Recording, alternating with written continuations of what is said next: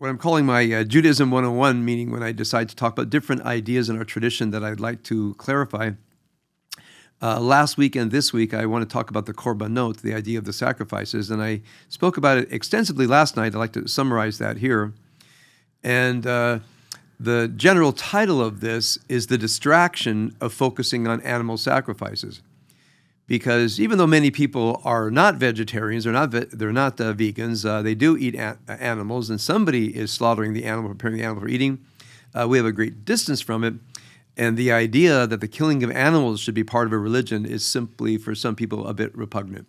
So I want to take our focus off of the idea of the animal and on the person who is offering the sacrifice, meaning a person, if you look at last week's Torah portion and this week's Torah portion, a person racked by guilt and shame, and then using the idiom of what we'll call that time in history, when animal sacrifices were seen as a core way, not only to make yourself right with yourself and right with other people, but in some way right with God. So I want to give you a bit of an extended meditation.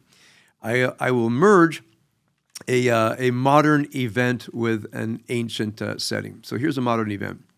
I was talking to a person recently who's been really working on anger issues. And when this person would get angry, he would say awful things to his spouse and children. They were very hurt by it, and he had the normal excuses. I get overwhelmed, I get overcome, I can't control myself. And as you know, I don't buy any of that, because I can always imagine a setting in which a person would never, ever say such things because of the horrible consequences one might suffer. And the reason people feel more free to say things in family settings is because the consequences are not immediate and devastating. So the person says, well, I agree. I mean, what you've described, I would never talk that way if that would happen to me. But how do I create the consequences, in the real world? And the only consequences can be the consequences of conscience. The only consequences can be is your own self-judgment. I talked last night that we have at least two motivations deep within us, at least two, and many, many gradations within. One primary motivation to live according to what you might call our best vision for ourselves. Another primary motivation to live according to some other standard, typically a very, very horrific one coming from the darkest places within us. And as it were, the human being is looking at these two forces within. I think the human being in the human being's natural position, when not overcome by the Yetzer Hara, is connected to God and is connected to goodness. So it's not as if the neshama, the higher self, is neutral. The higher self knows that it can choose one of these two modalities, the modality to live according to one's vision, or the modality to destroy it. So many people say to me, I know what I should do. I know that that's better. I just get weak. So where would the korban come? So here's the case that I encountered over the past several months. A person said to me, it went really bad, Rabbi. I was in my car with my spouse and child. I got really upset, and I said horrible things to every one of them. Everybody has a weak point.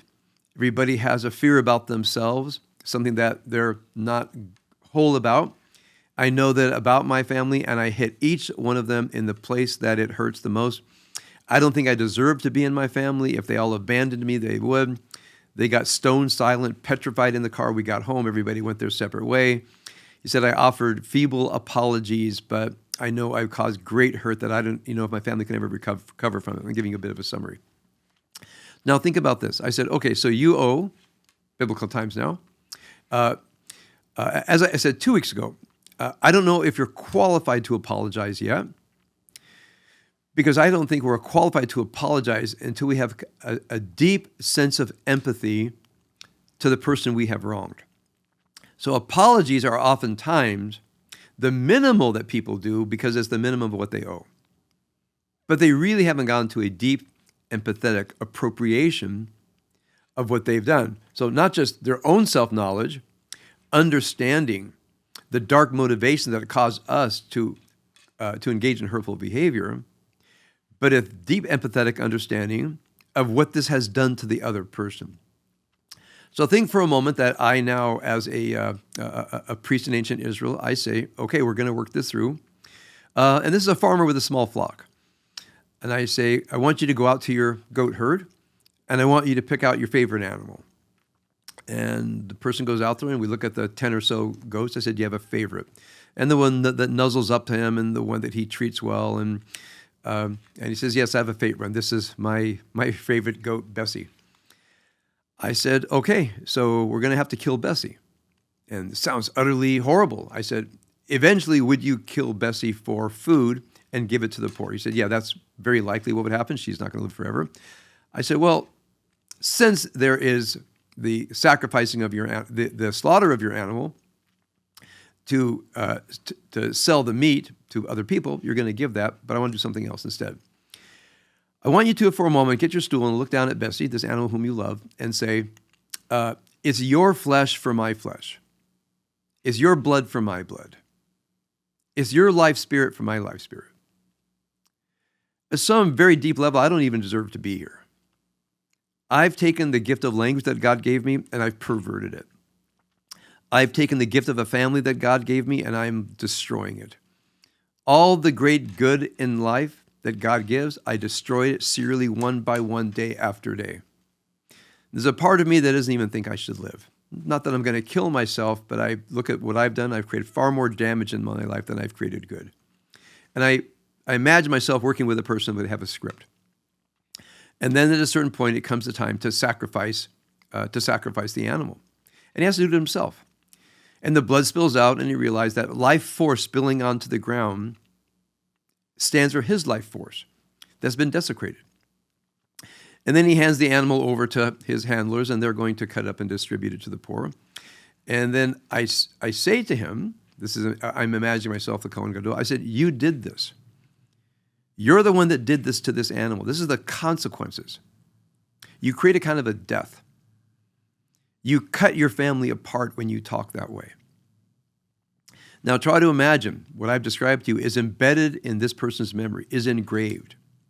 That the damage he does now has a visceral, tactile, emotional connection where, using the biblical metaphor, he truly understands the ritual consequences of what he does.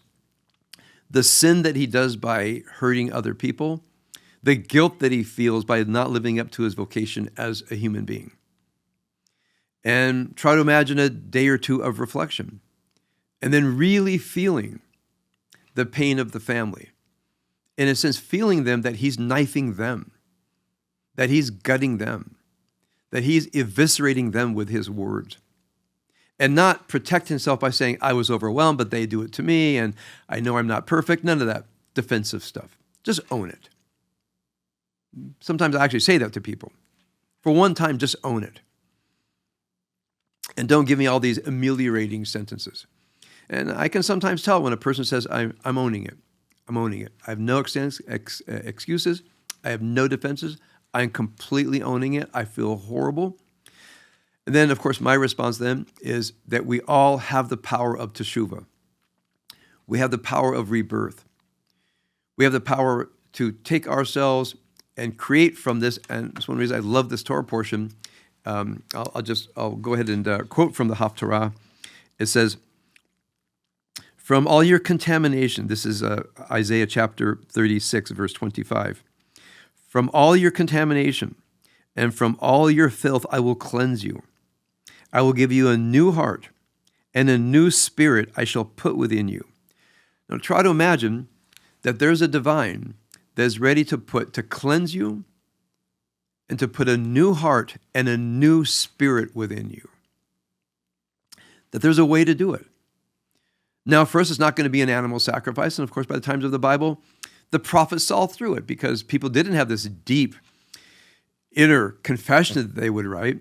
They would do it as purely rote religion, only the surface of it. And the great prophets, especially Isaiah, Jeremiah, and many others, looked at the sacrificial system and said, it's not working. Because people think it's the sacrifice that does it and not the self-examination, confession, and the torment that you create for yourself. Okay, so we don't have animal sacrifices anymore. I want to say to you, we don't have animal sacrifices, but we're not any better. Nobody's better because we don't have animal sacrifices. I don't want animal sacrifices, but I don't pretend that the average person who does hurtful things to other people is any more ready to confront what they do than the time of animal sacrifices. The sacrifices don't make any difference. The question is, are you willing to go through the pain of confronting yourself and offering a korban chatat, a sin offering, a guilt offering within, and are you willing to, as it were, obliterate, to efface? The Hasidic tradition calls this the annihilation of the anochi, the annihilation of the stiffness of the ego self, and replace it with a new heart and a new spirit. So I wanted to share this with you because many times when we think of animal sacrifice, we get distracted. We say, that's not me, that's terrible, that's so biblical, that's so ancient, that's so Old Testament. And what I want to say is you're looking at the wrong thing. If you look at the penitent, if you look at the person who owes the guilt offering, who owes the sin offering, it's you. You are in that play. That's you in it.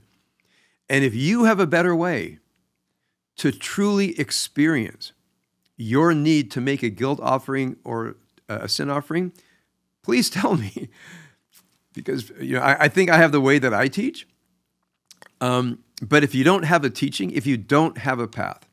So as we move to Pesach, which, as you know, in the Hasidic tradition, Pesach and the high holidays, they're very similar days because Pesach is liberation from the Yetzer Hara. Of course, the high holidays is the purification through Rosh Hashanah and Yom Kippur, but they're very similar to each other. When people say to me, sometimes they say, isn't the work before Pesach similar to the work before Yom Kippur? I say yes. They say, why is that? I say, because it's the main work that we human beings have to do.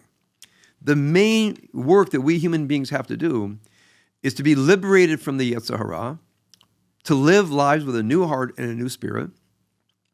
As I was saying last night, to live within the spiritual and the moral order and not fight it and not make your life bitter by it, but somehow have the grace of a dancer, that you have the choreography within you, that the music is beautiful and life is not a slugging match with your Yetzer Hara, that you actually have achieved some mastery over it.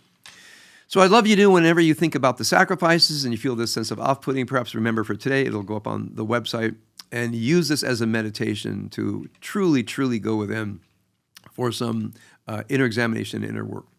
The next Shabbos that we have before the high holidays is Shabbat HaChodesh, the Sabbath of the new month, and at that time I'll do a recapitulation of the teachings of Shabbat Shekalim, Shabbat Zachor, today, which is Shabbat Parah, then Shabbat HaChodesh, and show you that yet again, the Hasidic treatment of the Arba Parshiot before Pesach is one of the greatest paths to human enlightenment and liberation that I've ever studied, ever read, ever taught, and ever practiced.